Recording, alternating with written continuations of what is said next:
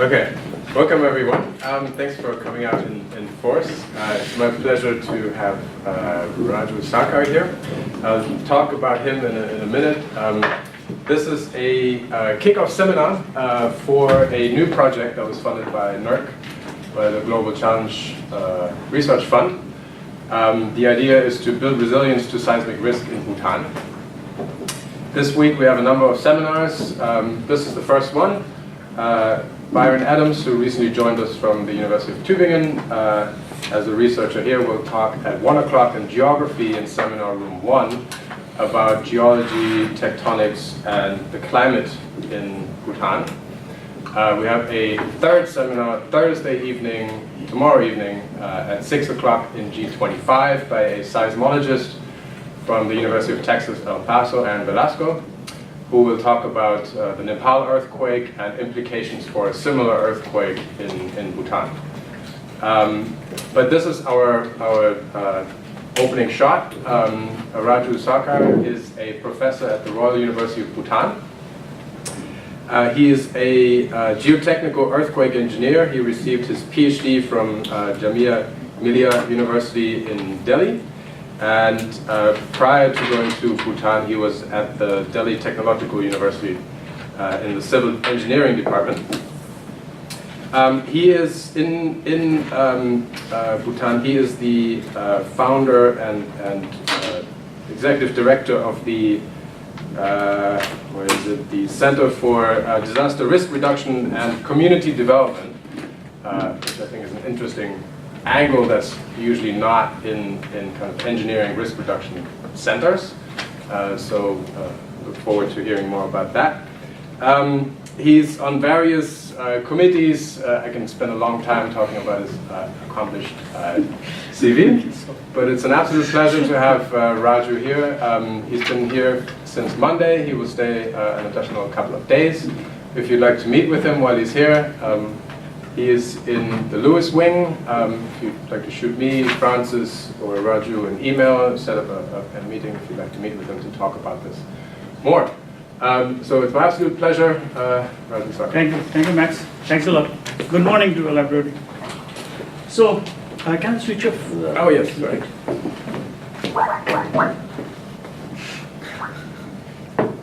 That's fine.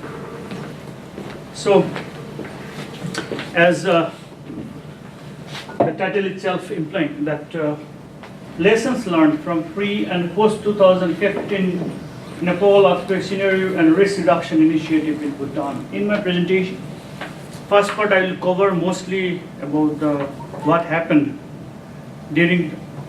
after 2015, 25th of April, 7.8 magnitude Nepal earthquake, because I was closely working with that field, that area. And after that, I'll show you how we did on retrofit of a building of G+4 story in that particular area, in that Kathmandu city itself.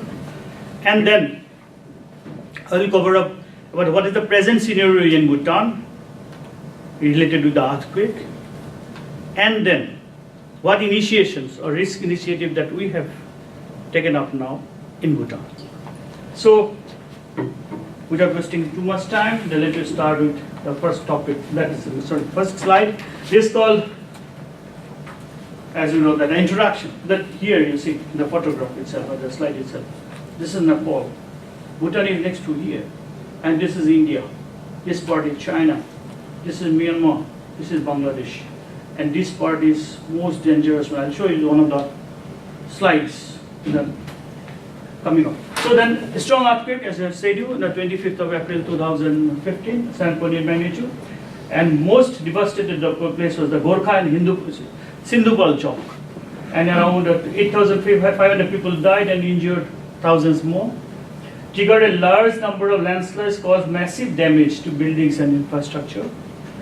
Then earthquake was followed by a series of aftershocks of 320. Now actually, I've forgotten to update. It is 341 till this morning, because chief seismologist of Nepal, he's very close friend of mine, Lukbijay Adhikari. So he used to upgrade sometimes. So when he come to know that I'm in Bristol, he upgraded me this morning. Only I received one SMS from this side. It's still today it is 341. So 4 major aftershocks, all of you know. The first one is magnitude 6.6 on 25th April. Most of the people who have heard my slide, this one, people used to ask me, how you mentioned that magnitude 6.6. Actually 25th April it was 7.8. I said in the 7.8 the time was 11:41 AM based on Indian time, and if it is Nepali local time it is 11:56 AM. So this magnitude 6.6 was 7:42 PM local time. So this is one of the aftershock that we have faced. Then magnitude 6.7 it is 26th of April. Then magnitude 7.3 this is the largest one on 12th May, and then magnitude 6.3 again on 12th May. Now why I have highlighted the yellow color, I'll tell you the end of my presentation. So these are the 7.3 was in the Kodari area. This is the place where after the earthquake lots of things were happening.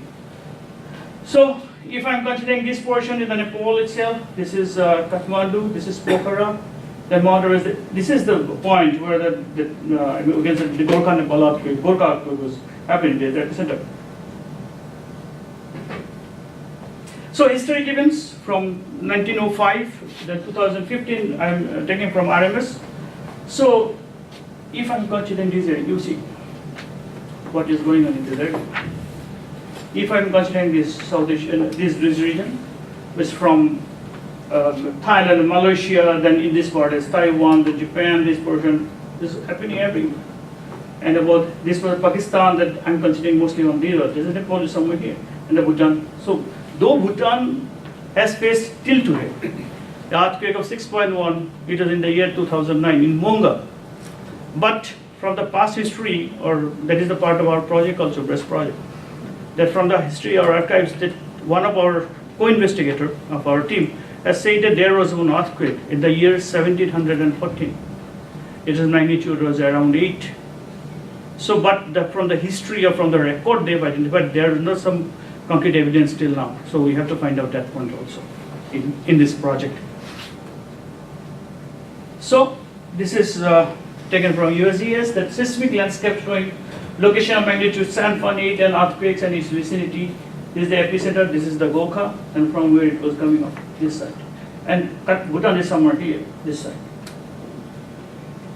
And this is the tectonic plate boundary. As we know, the Indian plate is colliding with the Eurasian plate, so this is the tectonic plate boundary over here. So this is quite common. In fact, in our proposal also we have added this slide. That is, as per Wilhelm and Ambrose in the year 2005, several magnitude more than 8 earthquakes are probable either as repeat events of historical ruptures or gap-filling earthquakes in the intervening regions. If I consider this portion that I showed you earlier, this is the portion. This is the Nepal earthquake. So if I consider this portion, you see 1950 Great Assam earthquake, then 1897 Great Assam earthquake, 1947 Shillong earthquake, 1934 Nepal Bihar earthquake.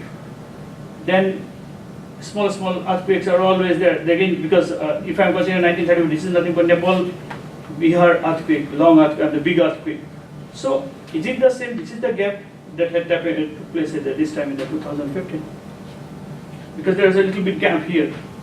After 1803, there was no such big earthquake took place, and this is the gap. So probably it is filling up that gap here.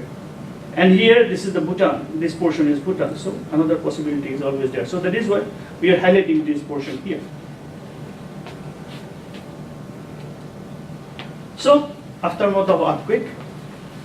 Total number of districts is 75. Nepal has been divided into 75 districts.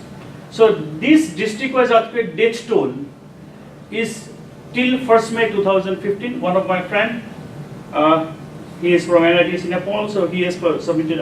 He has provided me data. This data because they have published this data in the Nepal Kathmandu Times of the Nepal leading newspaper. So these are the ascending order. Sorry, I'd like to say descending order, because based on the number of deaths took place. That is Sindhupalchok, Kathmandu, Nuwakot, Dhading, Gorkha, Kavrapalchok, Bhaktapur, Lalitpur, and Dholaka. These are the 9 districts that has been maximum devastated during that earthquake.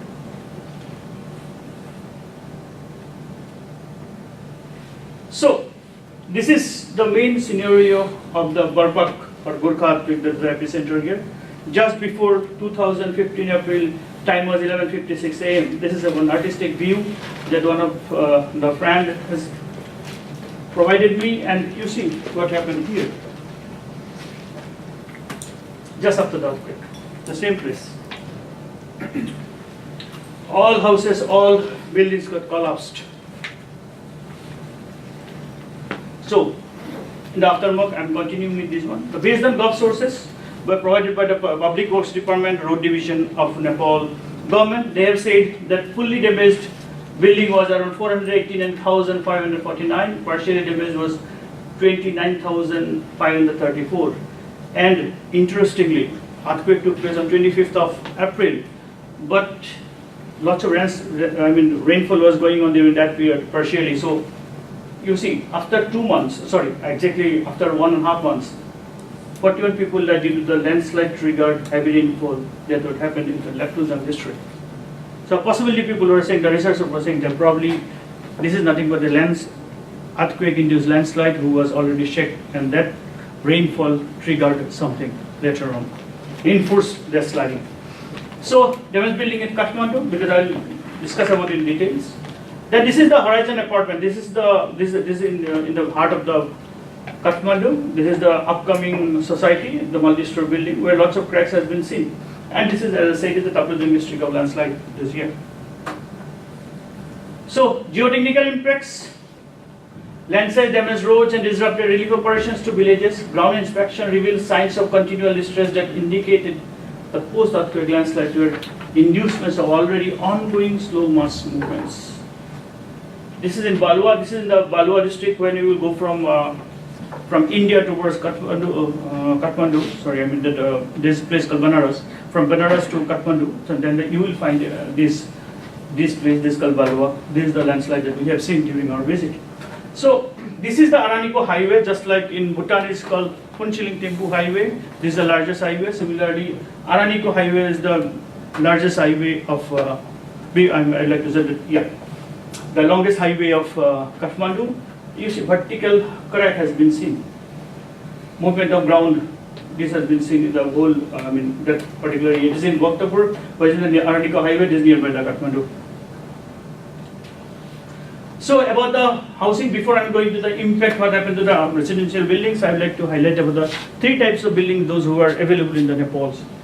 So one is traditional wood frame construction. It's quite common. It's mostly in the hilly remote areas. The reinforced concrete RC building is quite common. This is one photograph of the hotel buildings nearby the Tamil I took during one of my visits. So and it is unreinforced masonry construction with masonry units of stone, burnt clay, brick, cement blocks. Those are seen mostly in the Bhaktapur area and the surroundings. So after the earthquake, damage, main damage, ground shaking induced damage, and slides on mountainous slopes. This is, as I say, in the Balwa that we have seen that it is in a little bit in the hilly area. So we have seen this type of, what is called that destruction that has been done during the earthquake in the Balwa district. So this is nearby the Bhaktapur area. So I would like to show you one video here. Sorry, after the project. So again, some of the hotel buildings in the Tamil area, some of the collapsed RC buildings in Kathmandu city itself, this various type of building construction that has been collapsed during this earthquake. So about the masonry, old reinforced masonry buildings suffered maximum damage due to their deteriorated strength over the years. This is taken from Bhaktapur and this is from Sangku. You see RC structure, how it has been collapsed. So here I'd like to show you a video here. Just during my visit I took it. It is in the Bhaktapur surroundings.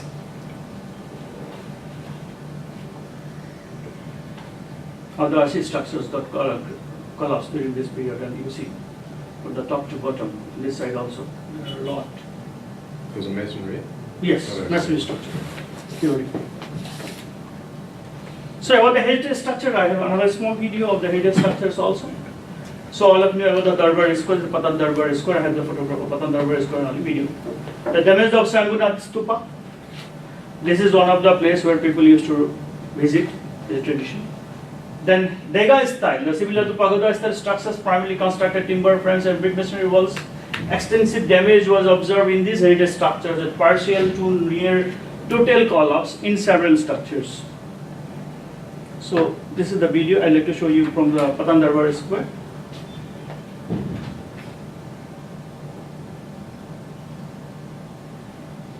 This is how many days after the earthquake? It was, I visited from 17th to 19th May. It is around 1 month, you can say, Around a month. 21 months. Yeah. Yes, as you know. In fact, if you visit today also, because last time when I visited it was on November 2016, still some partial things are still there. So continuation of the heritage structure. This is the temple in Bhaktapur. Again, there is the photo and video that I have taken from there. So there is Dharahara Tower. This is the landmark of Kathmandu city. Now still it is like that. I'll show you the before and after. Some slides are still there. I'll show you what happened there after that. So interestingly, critical buildings. You see, earthquake. Neighbor comes by saying that this is the government building. We should not stuck up. It may stuck up anywhere. This is a photograph from Prime Minister's office of Nepal, the Kathmandu city itself. Mostly interesting part is there that this crack has been developed after 12 magnitude of aftershock of 7.3. And during the earthquake, it was not that. But what our presumption is, what my presumption is that probably it has already been cracked somehow, but it has been reinforced by this magnitude 7.3 aftershock. And getting permission to here was a big headache for us. So because of the few of my friends, I got the access of this portion, and we are there.